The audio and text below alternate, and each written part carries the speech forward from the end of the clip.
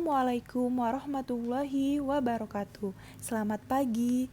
Perkenalkan, nama saya Aulia Bella Marinda, mahasiswi Pendidikan Sejarah semester 3, kelas Palembang, yang akan menjawab soal ujian akhir semester dari mata kuliah Perkembangan Peserta Didik yang diampu oleh Ibu Retno Susanti. Soal pertama adalah jelaskan pentingnya mempelajari pertumbuhan dan perkembangan anak bagi seorang guru. Adapun jawabannya adalah sebagai seorang guru sangatlah penting untuk mengetahui dan mempelajari pertumbuhan dan perkembangan peserta didik, karena seorang guru sangat berperan dalam pembentukan karakter peserta didik. Dan dengan mengetahui pertumbuhan dan perkembangan peserta didiknya, seorang guru dapat menciptakan suasana kelas yang tepat dan juga dapat memilih metode yang kreatif dan bervariasi, sehingga dalam proses pembelajaran tidak membuat seorang peserta didik itu merasa bosan, dan juga mengetahui pelajaran mana yang sangat dibutuhkan oleh peserta didiknya, dan dengan terus memberikan dorongan dan motivasi sehingga peserta didik dapat menyelesaikan pendidikannya dengan baik. Dan juga sebagai seorang guru tidak boleh untuk seorang guru membeda-bedakan peserta didik satu dengan yang lainnya, karena setiap peserta didik memiliki kemampuan masing-masing. Soal nomor 2, jelaskan faktor-faktor yang mempengaruhi pertumbuhan dan perkembangan pada anak. Yang pertama adalah faktor inteligensi, yang mana faktor ini sangat berpengaruh besar terhadap pertumbuhan dan perkembangan anak. Karena kecerdasan yang tinggi disertai oleh pertumbuhan dan perkembangan yang cepat. Begitu pula sebaliknya. Faktor yang kedua yaitu makanan. Makanan ini juga salah satu faktor yang penting dalam proses pertumbuhan dan perkembangan anak. Maka dari itu dibutuhkannya makanan yang sehat dan juga bergizi. Yang ketiga yaitu hawa dan sinar.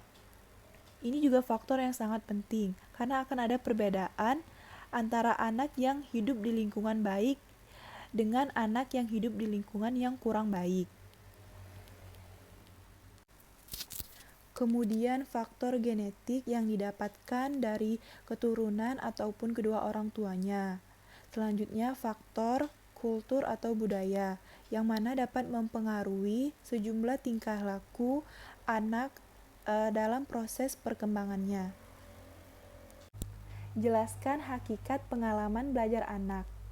Pengalaman belajar adalah suatu aktivitas siswa yang dilakukan untuk memperoleh informasi ataupun kompetensi baru sesuai dengan tujuannya.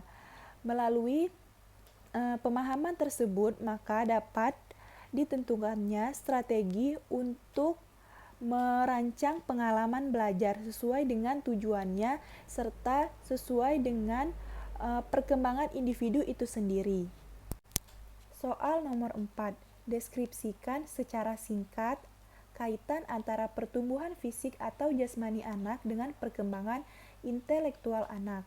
Jawabannya, pada masa remaja, perkembangan fisik terjadi sangat cepat dibandingkan masa-masa sebelumnya. Sejalan dengan perkembangan fisik yang sangat cepat ini, berkembang pula kemampuan intelektual berpikirnya. Karena intelektual ataupun kemampuan kognitif ini merupakan suatu bagian yang penting untuk melengkapi keberadaan fisik manusia. Soal nomor 5, deskripsikanlah kaitan antara perkembangan intelektual dan emosional anak. Jawabannya, kecerdasan emosional tidak kalah penting dengan kecerdasan intelektual. Seseorang yang dapat mengendalikan emosinya dengan baik itu pastinya akan memahami kecerdasan emosional dan kecerdasan intelektual. Jika seseorang tidak memahami hal tersebut, maka dapat membuat seseorang tersebut tidak dapat mengendalikan emosinya, sehingga akan mengganggu kestabilan orang tersebut. Soal nomor 6, deskripsikanlah secara singkat kaitan antara perkembangan bahasa dan kemampuan berbicara anak. Jawabannya, anak dilahirkan ke dunia sudah memiliki kapasitas kemampuan untuk berbahasa.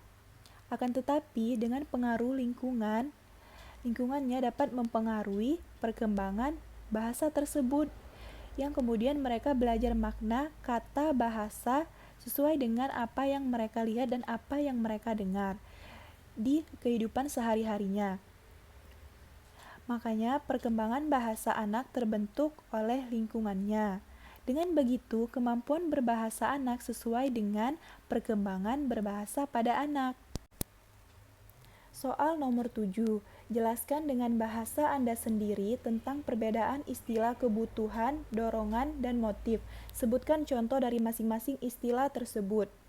Jawabannya, kebutuhan adalah sesuatu yang wajib kita miliki ataupun memang kita perlukan. Seperti contohnya, kebutuhan kita adalah makan dan minum. Untuk melangsungkan kehidupan kita perlu makan dan minum. Yang kedua adalah dorongan. Dorongan adalah suatu hasrat ataupun keinginan untuk melakukan sesuatu. Contohnya, sesuatu perasaan kita untuk membantu seseorang yang sedang membutuhkan. Kemudian, motif adalah sesuatu hal yang akan kita lakukan dengan memiliki alasan. Seperti contohnya, motif kita untuk melakukan kebaikan seseorang dengan alasan tertentu. Soal nomor 8. Bagaimana ciri perkembangan sosial pada masa remaja anak? Perkembangan sosial pada masa remaja anak ini dituntut untuk dapat berkomunikasi dengan baik dengan lingkungannya, dapat menghargai pendapat orang lain, menghargai orang lain dan diri sendiri, dan juga dapat menjalin hubungan dengan baik. Dengan begitu, akan mampu menyesuaikan diri dengan lingkungannya. Baik, terima kasih. Wassalamualaikum warahmatullahi wabarakatuh.